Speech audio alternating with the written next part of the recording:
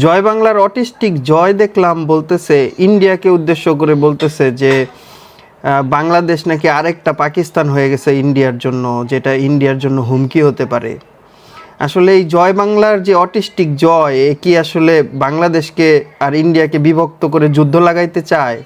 ও তো থাকে আমেরিকায়, ওর তো কিছু আসে যায় না। বাংলাদেশ আর ইন্ডিয়ার মধ্যে যদি যুদ্ধ লাগে, তাহলে ও দেখে দেখে মজা নিবে, তখন ওর জন্য সুবিধা হয়, ওর দল আবার গড়ে উঠবে।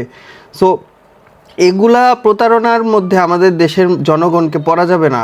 ও হলো কখনো দেশের ভালো চায় না, ও সব সময় দেশের খারাপ চায়, এবং ও হলো মেন্টালি অটিস্টিক, অটিজম ওর মধ্যে আছে, সেটা বাংলাদেশের সবাই জানে। ওর এইসব কথায় জানে ইন্ডিয়া প্রশ্রয় না দেয়, বাংলাদেশও প্রশ্রয় না যায়, সেই জন্য আমাদেরকে সোচ্চার থাকতে হবে।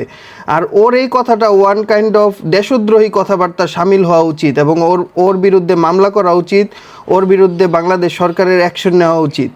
যদি এগুলাকে এখনই রুখে না দাঁড়ানো হয়, তাহলে দেশের ভবিষ্যৎ খারাপ আছে।